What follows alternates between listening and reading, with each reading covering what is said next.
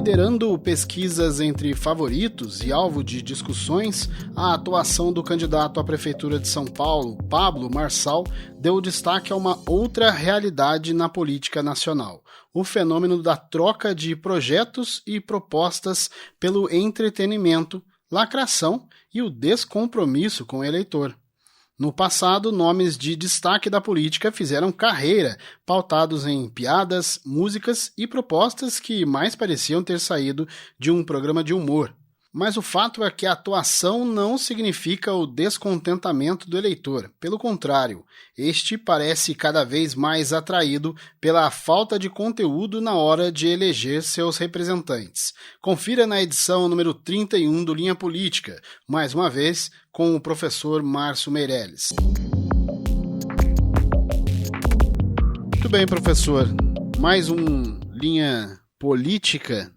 E hoje acho que o tema ele casa muito com o nome do programa, porque é a linha política que parece estamos escolhendo. Quando eu digo estamos, infelizmente uma maioria, e uns mais, outros menos, uma questão ideológica, uma questão de informação e tudo mais. Mas é aquele risco que nós conversamos até mesmo no último programa, que é a transformação da política no entretenimento, né?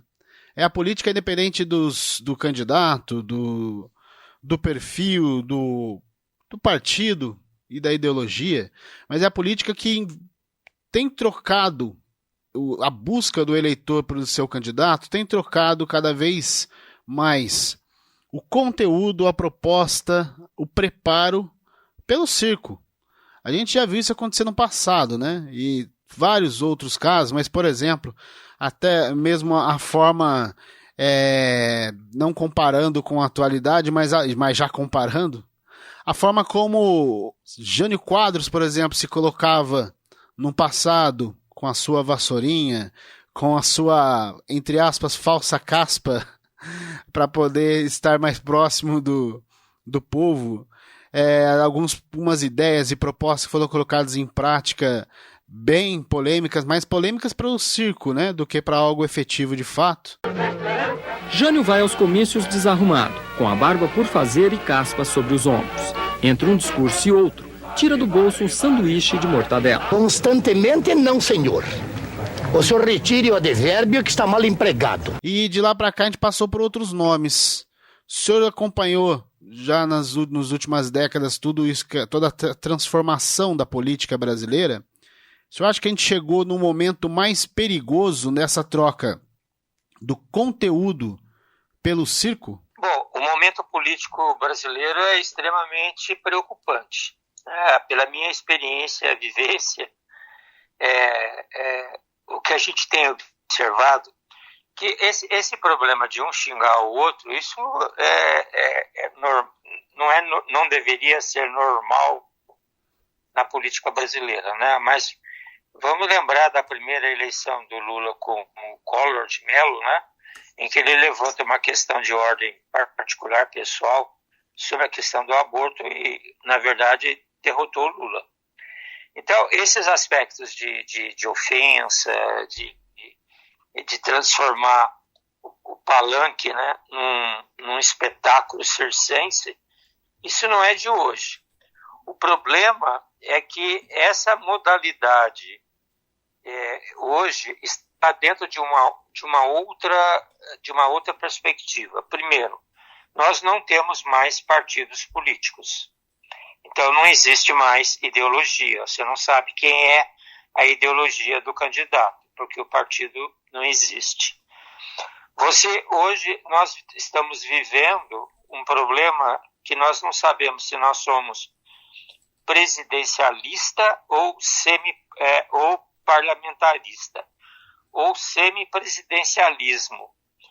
Ou seja, o poder executivo hoje é refém do legislativo. O legislativo se coloca numa posição de poder extremamente superior aos outros poderes. Não executa suas tarefas e joga tudo para o Supremo Tribunal Federal. E agora o Supremo Tribunal Federal, de uma certa forma, também se politiza, né? Ou seja, nós estamos vivendo uma situação de uma desordem, que a gente não pode falar que é democrática, porque o que está na lei, tudo isso que nós estamos falando, está na Constituição. O problema é que os atores, os operadores, me parece que perderam o fio da meada. E o que mais me preocupa diante desse cenário, pelo que a gente está vendo hoje, é que a questão da ofensa, da falta de um projeto para o Brasil ou para o candidato, né, é que xingar, ofender esse espetáculo gera dinheiro para o candidato. Veja, esse último debate gerou ao Marçal 57 milhões de visualizações. Isso é transformado em dinheiro. Então, hoje ele está pagando para pessoas fazerem o corte, né, nas suas opiniões.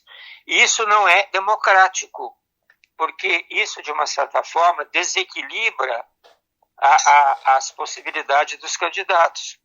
Porque, além do que ele recebe, né, de verbas, ele está gerando verbas porque ele paga para as pessoas fazerem isso. Então, se o Brasil, ou seja, se o Poder Legislativo não fizer um arranjo, nós teremos um outro Pablo Marçal ou vários Pablos Marçais na próxima eleição de 26. Então, tem duas coisas extremamente perigosas no Brasil. Esse fato da internet, né, que quanto mais você xinga, mais você ofende, mais visualizações você tem, mais recursos financeiros você tem, e, por outro lado, os poderes, cada um defendendo o seu lado, ou seja, não que estejam desobedecendo a Constituição, mas não estão cumprindo com seus papéis. Então, veja, isso é extremamente preocupante, porque isso não é democracia. Isso é um arranjo em que se utiliza da democracia para fazer esses espetáculos que não trazem nenhum benefício para a sociedade. E com relação à forma, né, também como se coloca, que o senhor colocou os meios, a forma também ela chama muita atenção, né? O Pablo Marçal, pelo menos nisso, assim, se a gente for parar para pensar, algumas das figuras que a gente vai citar hoje aqui, elas são de certa forma transparentes. O Pablo Marçal, de certa forma, entre as suas verdades e mentiras, entre os seus absurdos, a gente não pode negar que ele não está sendo transparente, porque ele fala de forma clara: eu não vou apresentar proposta, né? Eu estou aqui para fazer o corte, eu estou aqui para falar o que o povo quer. Além do debate realizado pela TV Gazeta no último domingo, a gente está gravando aqui no dia 4 de setembro, né? Uma quarta-feira. Na segunda-feira anterior, aqui à nossa gravação, tivemos um Roda Viva com o próprio Pablo Marçal. E a gente está falando do Roda Viva, né, um dos programas mais tradicionais do jornalismo brasileiro. Ele, por diversas vezes, ele deixou muito claro, ele não está ali para apresentar propostas, ele estava ali para utilizar o tempo de TV, até porque ele não tem esse tempo de TV no horário eleitoral também, né? Mas o horário eleitoral, para ele, é risível perto do que ele tem disposição na própria internet. Mas ele deixa muito claro, professor, isso, que ele não está ali para apresentar propostas. Ele já disse, entre outras, né, de uma forma um pouco diferente aqui, mas ele já disse que é bobagem o candidato que vai para um debate, para uma entrevista, mostrar proposta. Os próprios cortes. Estou sem, de novo, fundão eleitoral, padrinho político, tá o presidente e o ex-presidente, cada um de um lado, não tem o tempo de TV, vocês vão ter que aguentar os cortes.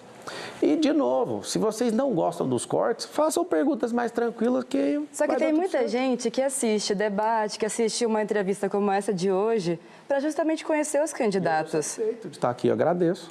Então, o senhor podia colaborar e responder as perguntas do jeito como... Eu estou respondendo do jeito que eu preciso responder, eu sou o candidato. Mas vamos esquecer o corte um pouquinho? Vamos não. Se você quiser esquecer o corte, eu preciso de ir embora. Se você quiser, eu posso levantar e sair. E por diversas vezes, num outro encontro, num outro debate, por exemplo, realizado pelo grupo Veja, ele já deixou de responder a também candidata a prefeita de São Paulo, Tabata Amaral, porque ela chegou a realizar 3 perguntas para eles. Nas 3, ele disse, bem claro, não vou responder, essas respostas vão ser feitas depois nas minhas redes sociais. A gente tem aqui o Felipe Sabará, que coordena o plano de governo do Marçal. Inclusive, Marina foi pré-candidata a vice-prefeita dele. Enquanto era secretário do Dória, homem forte do Dória, Felipe Sabará propôs distribuir ração para alimentar as pessoas mais pobres. Então, minha pergunta é, você concorda ou não com essa proposta do Felipe Sabará? Você concorda ou não em distribuir ração para as pessoas mais pobres? A segunda pergunta que vai ser respondida no Pablo Marcal 11. Eu me propus a vir falar só proposta. E todas as perguntas eu vou responder logo em seguida. Acabou aqui, eu já vou responder aí no Instagram. Pablo. Primeiro que não sabe nem o número do próprio partido e não adianta de nada dizer que vem ao debate se não vai participar. Covarde também. Então, assim, o eleitor do Pablo Marçal, e não estou dizendo o seguidor dele, tá? Porque há seguidores, e daqui a pouco eu vou até falar com o senhor também, vou linkar ele a outros fenômenos. Mas o cidadão que, de repente, decidiu, acompanhando o Pablo Marçal por essa corrida eleitoral, votar nele, ele não pode dizer que o Pablo Marçal o enganou com relação à falta de proposta, porque ele deixou isso claro. E aí o que deixa espantado, professor, é que o eleitor brasileiro, ele continua, porque ele já fazia isso no passado, ele continua e agora de uma forma escancarada, trocando qualquer proposta possível, qualquer plano de governo possível, pelo circo, pela festa, por entregar para ele o que ele quer, que até a gente chamou aqui no programa passado, que é o consumidor de entretenimento, né? O eleitor já não é visto mais como eleitor, mas sim como consumidor. E eu não vou apresentar para eles o que eu posso fazer. Eu vou entregar para eles nas minhas falas, nas minhas propagandas, aquilo que ele quer receber. Aí é uma dança, é uma conversa, é uma piada, é uma lacração, é um corte. Professor, isso está muito ligado também à questão da educação do brasileiro quanto eleitor, né? Da formação do brasileiro eleitor, né? O que eu acho, Francisco, eu não sei, é uma impressão que eu tenho. O que é o Marçal, né? Na verdade, o que ele fala é o que a sociedade quer ouvir. Ela quer sinceridade porque ela não tem mais os meios, os recursos para poder dizer a sua expressão, a sua vontade, porque ela não acredita mais nos políticos. Ela não acredita no sistema político. E o pior é o seguinte, que ela acredita na democracia, mas ela não entende como eu posso me utilizar da democracia para me manifestar. Então ela acha que esse fato dele ter essa postura transparente, né? Na verdade, ele está falando, é a voz da sociedade. A sociedade está querendo soluções e os políticos não estão conseguindo, não é que não estão conseguindo, não estão interessados, porque a política no Brasil virou uma capitania hereditária. Porque, veja, você acha que os políticos estão interessados no que o Marçal fala? Estão interessados nesses outsiders? Eles não estão. Eles estão interessados na verba, no que eles já recebem para poder se candidatar, tá? Nas verbas que eles recebem. Ou seja, um candidato hoje que é amigo do rei tem aí por volta de 70 milhões de reais para ser eleito. Ou seja, então não há renovação na sociedade. E esses que se elegem não defendem a sociedade, defendem os seus próprios interesses. Então aparece uma pessoa que ouve a sociedade e fala por ela. E ela segue. Ela não está preocupada com a inflação, ela não está preocupada absolutamente com o PIB, ela não está preocupada com o emprego, ela está preocupada com alguém que resolva os seus problemas. E os políticos não estão sabendo resolver. Então aparece uma pessoa que é transparente e diz o seguinte: não vou fazer nada, porque é isso que a sociedade quer ouvir. Ela quer ter sinceridade dos políticos que eles perderam. Ou seja, ser político no Brasil virou uma atividade econômica, não é a defesa dos interesses e do bem-estar da sociedade. E por isso que marçais vão aparecer na campanha de 2026. Né? Veja como um outro aspecto que eu analiso, que, por exemplo, o Bolsonaro está caindo. A história que o Bolsonaro criou, que foi um marçal não inteligente, né? O marçal é muito mais inteligente que o Bolsonaro. O marçal tem muito mais percepção do que o Bolsonaro. Então, o que está acontecendo com o Bolsonaro? Ele está se derretendo, porque ele não tem discurso. E ele teve a possibilidade de ir contra o sistema. E o que ele fez? Absolutamente nada.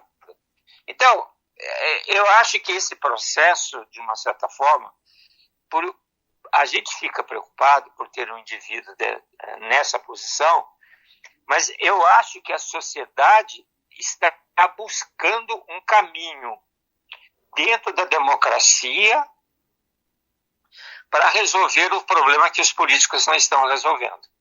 E você vai perceber claramente que políticos vão começar a perder a sua influência, porque o discurso é velho, rançoso, e o discurso novo é o transparente, aquele que consegue dizer o que a sociedade deseja. Então, pode ser hoje, no momento, a gente fica preocupado com esse indivíduo, mas, na verdade, eu estou olhando a sociedade.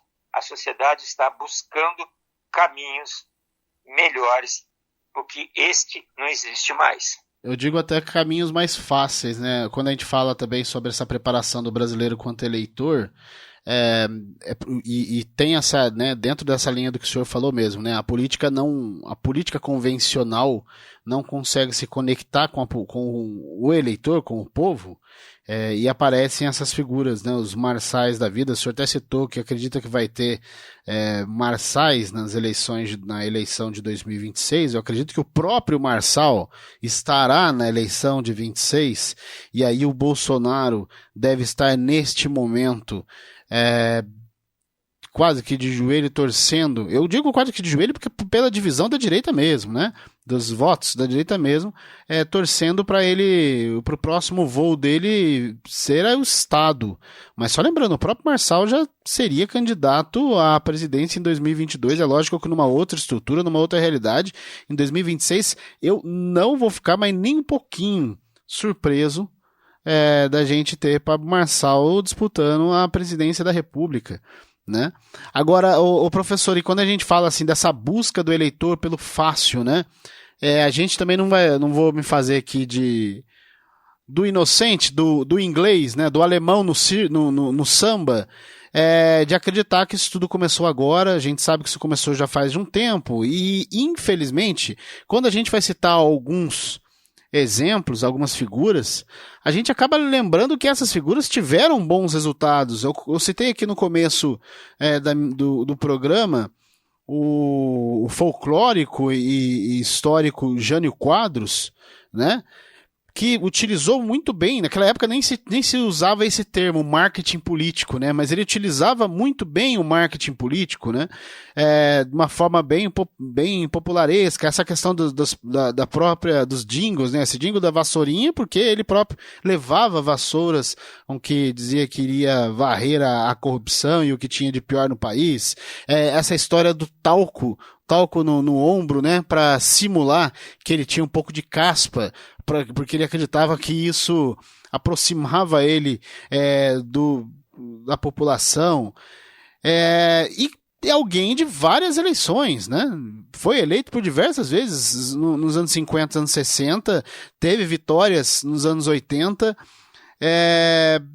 ou seja, uma figura que utilizou, né, dessa forma do marketing político, aquilo que a gente sabe que dá o resultado, mas que não é proveitoso para a saúde da política, porque a saúde da política deveria ser construída em troca de boas propostas, bons planejamentos, políticos cada vez mais preparados, mas a gente sabe que infelizmente não é assim.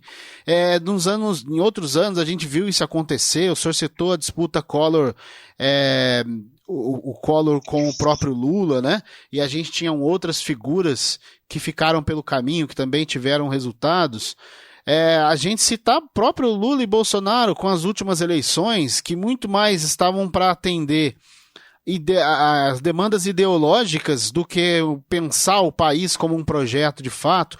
O próprio Tiririca está em seu 4º mandato. E a gente lembra das campanhas do Tiririca, que em nenhum momento prometeu ser um representante responsável da população, mas se entregou, e esse no caso, literalmente o circo, porque estamos falando de um palhaço de circo, ele está no seu 4º mandato. Adivinha quem voltou? Duvido vocês adivinhar. Fui eu, o Tiririca, eu enganei vocês, eu falei que eu não ia voltar, mas eu voltei. E aí, professor, são exemplos de campanhas, e a gente sabe que isso acontece por outros lugares do mundo também. Só para lembrar, a gente teve na Itália a Cicciolina, deputada, uma ex-atriz pornô, não é? Agora, infelizmente, a gente fica procurando nesse meio o caminho para se buscar um momento mais saudável da política, professor. Campanhas eleitorais que de fato vão pensar as cidades, os estados e o país como um futuro, como um planejamento. O senhor acredita, o senhor tem fé que isso vai acontecer? E qual o caminho para isso acontecer? Olha, Francisco, eu tenho a seguinte perspectiva. Vamos pensar na hipótese do absurdo, que o Marçal seja o prefeito de São Paulo. Como vários outros políticos que apareceram, foram prefeitos de São Paulo e simplesmente desapareceram. Então, eu acho que, por exemplo, vamos supor que ele ganhe a eleição e seja o prefeito de São Paulo. Ele tem condições de governar São Paulo? Não tem.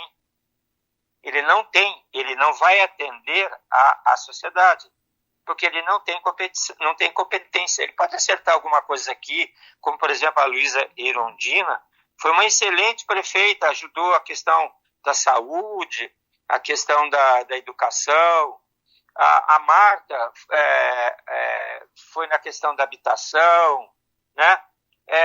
Então, eu acho que o Marçal porque como ele é fruto não da política, mas fruto de um instrumento que promove a política, que é a internet, ele não tem competência para governar São Paulo, porque ele não sabe fazer isso.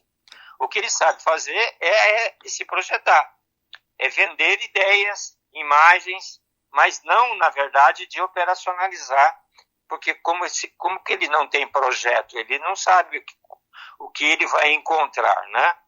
Então, eu acho que por aí a sociedade vai fazendo a sua, vamos dizer assim, o seu filtro e vai eliminando e vai fortificando a democracia. Ou seja, a sociedade vai começar a entender o seguinte: espera aí, não é xingando, não é gritando que as pessoas vão resolver os nossos problemas. Ou seja, talvez seja um processo inverso.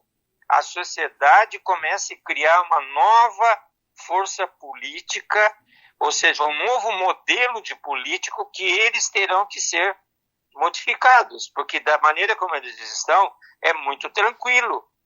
Você recebe dinheiro, você recebe tudo, você tem todo o apoio do governo, ou seja, eu não tenho com o que me preocupar, porque ser político exige uma série de coisas. Não é simplesmente aparecer, colocar um discurso e as pessoas provarem. Porque as pessoas eliminam, a sociedade elimina. Veja Pita, veja Dória, veja esses políticos que, de uma certa forma, foram prefeitos de São Paulo, porque São Paulo realmente é um laboratório de dificuldades. Então, precisa ter uma pessoa extremamente competente e uma pessoa que consiga falar a linguagem da sociedade. porque os problemas de São Paulo são difusos. Então, eu vejo da seguinte forma: Marçal pode até ser prefeito de São Paulo, mas ele não dura, ele não tem capacidade de governar a cidade, porque, na verdade, é a história da embalagem, não tem conteúdo. Então, nós estamos num processo, na minha opinião, num processo extremamente de mudança da maneira como a sociedade está vendo a política. Porque a política, da maneira como está sendo feita, nós não temos condição de continuar. Por exemplo, da sociedade identificar um Lira, um indivíduo com mais poderes do que o presidente da República. Um juiz, um magistrado, né, colocando na cadeia ou colocando pessoas, exigindo cobranças de pessoas fortes, como é o caso do Musk, né? Ou seja, está tudo desorganizado. E quem tem que organizar isso é a sociedade. Agora, esse é um processo longo e demorado. Portanto, eu não assisto esses debates porque me irritam. Mas eu percebo claramente que a sociedade está se modificando na escolha. O que está aí, ela já condenou. Ela está em busca de um novo. E esse novo vai aparecer.